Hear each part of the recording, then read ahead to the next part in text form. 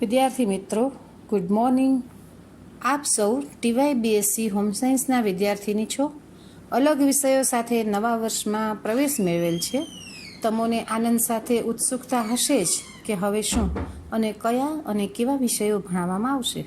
તો તમારે 5th સેમેસ્ટરમાં ન્યુટ્રિશન અને ફિટનેસ નામનો વિષય ભણવાનો છે, જે પેપર નંબર 6 છે. ન્યુટ્રિશન અને ફિટનેસ એટલે પોષણ અને શારીરિક ક્ષમતા. ફિટનેસમાં શારીરિક ફિટનેસ અને માનસિક ફિટનેસનો સમાવેશ થાય છે. આ વિષય અંતર્ગત ઘણું બધું શીખવા મળે છે. આ વિષય અંતર્ગત આપણે શારીરિક ફિટનેસ, પોષણ, જુદા જુદા પ્રકારની કસરતો અને સૌથી મહત્ત્વની અને અગત્યની વાત ઓબેસિટી, આ બધા ટોપિક ઉપર આપણે વિગતવાર ચર્ચા કરીશું.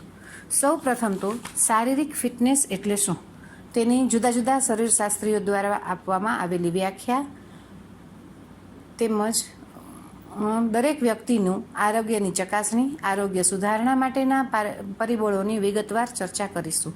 આ ઉપરાંત શારીરિક ફિટનેસના લેવલ માપવાની કઈ રીત છે તે અંગે આપણે વિસ્તારથી સમજીશું.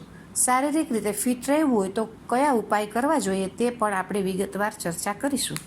શારીરિક ફિટનેસ અને માનસિક ફિટનેસમાં પોષણનું મહત્ત્વ ખૂબ જ છે. જો સારો અને પૌષ્ટિક આહાર નાનપણથી જ બાળકોને આપવામાં આવે તો મોટી ઉંમર સુધી બાળકને કોઈ પણ પ્રકારનો પ્રોબ્લેમ થતો નથી. પણ જો નાનપણથી જ યોગ્ય આહાર ન આપવામાં આવે તો તેની શારીરિક તંદુરસ્તી સારી રહેતી નથી અને વારંવાર તે બાળક અથવા વ્યક્તિ બીમાર પડે છે. સરકાર દ્વારા તંદુરસ્તી અને ફિટનેસ માટે ન્યુટ્રિશનલ ગાઈડલાઇન બહાર પણ પાડવામાં આવે છે. શિક્ષિત સ્ત્રીઓ જો આ ગાઈડલાઇન પ્રમાણે બાળકની આહારની વ્યવસ્થા કરે તો બાળક શારીરિક રીતે સક્ષમ બને છે. કેટલીક વખત બાળક અથવા અન્ય વ્યક્તિ બીમાર પડી હોય કે તેના શરીરમાં કોઈ પણ પોષક તત્વોની કમી હોય તો બજારમાં ન્યુટ્રિશનલ સપ્લિમેન્ટ્સ જેવા કે બોર્નવિટા, કોમ્પ્લાન વગેરે જુદી જુદી બ્રાન્ડના મળે છે અને તે એને આપવામાં આવે તો બાળકનું અથવા વ્યક્તિમાં જે કોઈ પણ ખામી હોય તે દૂર થાય છે. આ સપ્લિમેન્ટરી ખોરાક દરેક વય જૂથના વ્યક્તિઓ માટે અલગ અલગ રીતે આપવામાં આવે છે.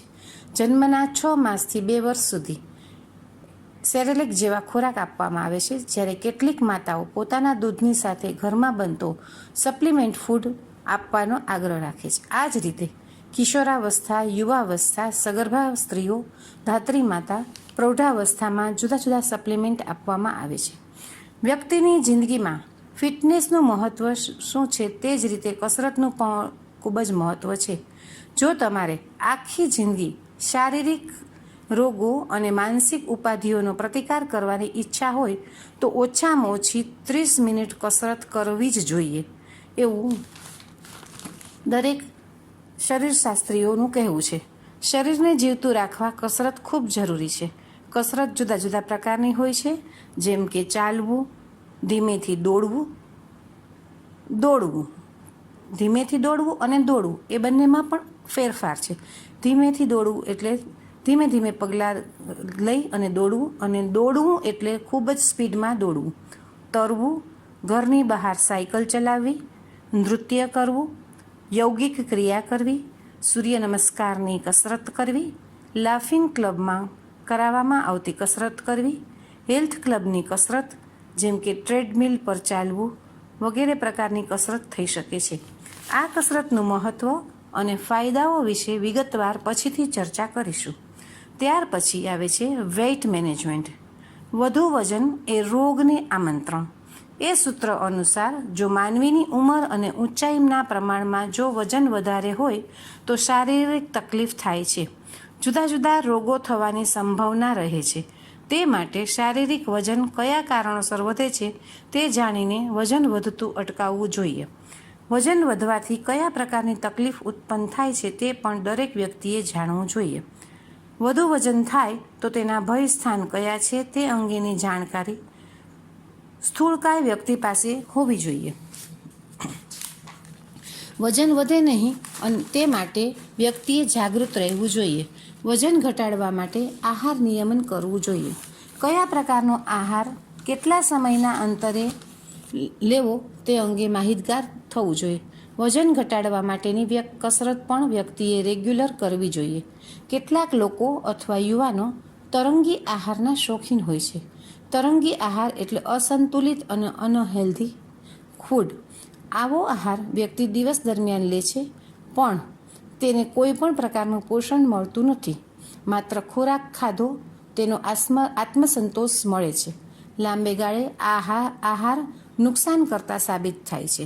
આ ઉપરાંત આપણે સ્ત્રીઓનું ન્યુટ્રિશન જોયું, વેઇટ મેનેજમેન્ટ જોયું, ઉપરાંત રમતવીરોમાં ન્યુટ્રિશનનું લેવલ અલગ જ હોય છે અને રમતવીરોનું ન્યુટ્રિશન લેવલ શું છે તે પણ ભણવામાં આવે છે. કારણ કે રમતવીરોનું ન્યુટ્રિશન લેવલ ખૂબ જ અલગ હોય છે, કારણ કે તેઓ શારીરિક શ્રમ ખૂબ જ કરતા હોય છે. તેથી તેને પૌષ્ટિક ખોરાકની ખૂબ જ જરૂર હોય છે. રમતવીરોને જુદી જુદી રમત ઉપરાંત કસરત પણ કરવાની હોય છે. આધુનિક સમયમાં યોગનો રોલ વ્યક્તિની જિંદગીમાં શું છે તે જાણવું ખૂબ જરૂરી છે. યોગ કયા સમયે કઈ ઉંમરની વ્યક્તિ અને શારીરિક અને માનસિક આરોગ્ય માટે કેટલા ફાયદાકારક છે તે આપણે પ્રેક્ટિસ કરીને પણ જાણી શકીએ છીએ. આ જ વિષયની અંતર્ગત જુદા જુદા 6 પ્રેક્ટિકલ પણ ભણાવવામાં આવે છે, જેમાં વિદ્યાર્થીઓના pulse rate, BP, height, weight, તેનું BMI માપતા પણ શીખવવામાં આવે છે અને યોગના જુદા જુદા આસનો પણ શીખડાવવામાં આવે છે. તો યોગના આસનોમાં તમે જુઓ તો ગળું, ગરદન, સ્વરપેટી, મગજ, મજ્જાતંત્રને મજબૂત કરતું આસન એટલે સર્વાંગાસન. આ સર્વાંગાસન પણ વ્યક્તિ કરી શકે છે અમુક સમયના પ્રેક્ટિસ પછી. નાડી તંત્રને શુદ્ધ બનાવવા, શરીરને મજબૂત બનાવવા, અજીર્ણ, કબજિયાત, રક્તવિકાર, કફ, દમને દૂર કરવા માટે હલાસન કરવામાં આવે છે. કપાલભાતિ પ્રાણાયામનો નિત્ય અભ્યાસ કરવાથી 99% રોગોથી મુક્તિ મેળવી શકાય છે. આવી રીતે જુદા જુદા ઘણા બધા પ્રકારના યોગાસનો કરતા હોય છે વ્યક્તિઓ, અને આ જુદા જુદા યોગાસનથી તેને ખૂબ જ સારું ઓલું રહે છે. યોગથી શ્રેષ્ઠ ન કોઈ પુણ્ય છે, ન કોઈ કલ્યાણદાયી છે અને ન કોઈ સૂક્ષ્મ વસ્તુ છે. અર્થાત યોગથી કોઈ જ મોટું નથી. આવું યોગ શિખોપનિષદમાં કહેવામાં આવ્યું છે. એવી જ રીતે શ્રી રવિશંકર મહારાજ પણ એવું કહે છે, શાંતિ પ્રત્યેક મનુષ્યની જરૂરિયાત છે અને યોગ આંતરિક શાંતિ તરફ લઈ જાય છે. BK આયંગર એવું કહે છે કે યોગ એટલે આત્મા સાથે ચેતના અને ચેતના સાથે શરીરનું મિલન. હઠ યોગા પ્રદીપિકા કહે છે, યોગ એ આળસુ માણસોનું કામ નથી. સતત અભ્યાસ એ યોગની સફળતાનો સિદ્ધાંત છે. આપણા ઋષિમુનિઓએ શરીર, મન અને પ્રાણની શુદ્ધિ તેમજ પરમાત્માની પ્રાપ્તિ માટે યોગના 8 અંગો સૂચવ્યા છે. યમ, નિયમ, આસન, પ્રાણાયામ, પ્રત્યાહાર, ધારણા, ધ્યાન અને સમાધિ. વજ્રાસન અપચો રોગનું મૂળ છે, તેનાથી દૂર રહેવા, પેટના રોગોથી હંમેશા માટે છુટકારો મેળવવા માટે વજ્રાસન કરવામાં આવે છે. પદ્માસન પણ કરવામાં આવે છે. એનાથી એકાગ્રતા વધે છે, મનને શાંત થાય છે અને સાંધાના દુખાવા દૂર થાય છે. શરીરના બધા જ નાના મોટા જોડાણ અને સાંધાઓને બળ આપતું આસન એટલે ગૌમુખાસન. કમરને, ખભાને, બાવડાને, નિતંબને અને પગને શક્તિશાળી બનાવે છે. નટરાજાસન કરોડરજ્જુને મજબૂત કરવા, અનાવશ્યક ચરબી દૂર કરવા ભુજંગાસન કરવામાં આવે છે. પાચન શક્તિ વધારવા, પેટના રોગોને દૂર કરવા અને જઠરાગ્નિને પ્રદીપ્ત કરવા પશ્ચિમોત્તાસન કરવામાં આવે છે. શરીર અને મનની મંદતા દૂર કરવા માટે ધનુરાસન કરવામાં આવે છે. આમ જુદા જુદા યોગના આસનો દ્વારા વ્યક્તિ પોતાનું શારીરિક અને માનસિક ક્ષમતા વધારી શકે છે. આ ઉપરાંત ત્રીજું પ્રેક્ટિકલ છે, બજારમાં મળતા ન્યુટ્રિશન સપ્લિમેન્ટનો માર્કેટ સર્વે કરવો. હવે બજારમાં અસંખ્ય પ્રકારના ન્યુટ્રિશન સપ્લિમેન્ટ મળે છે. આ દરેકનો માર્કેટ સર્વે, એટલે આ માર્કેટમાં જઈ મેડિકલ સ્ટોરમાં મળે,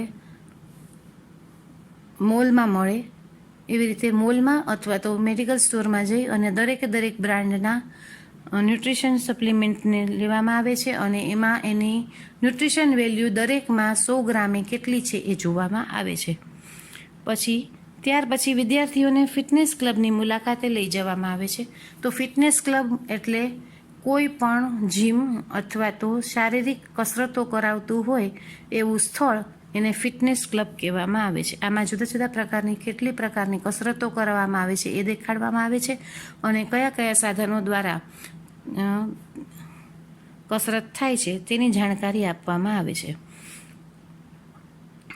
લેબોરેટરીનો ઉપયોગ કરીને એમાં એનર્જી ડ્રિંક અને લો કેલરી ડાયટ બનાવતા પણ શીખવાડવામાં આવે છે.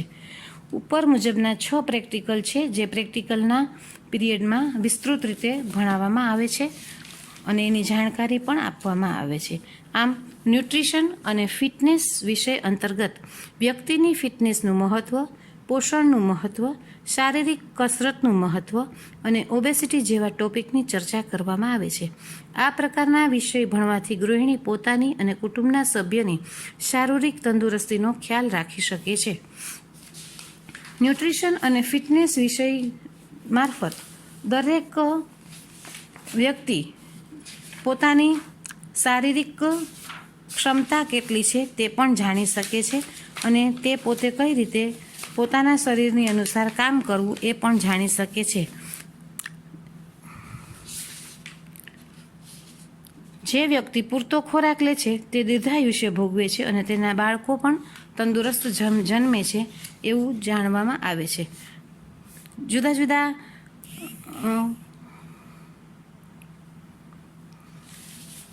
આમ જુદી જુદી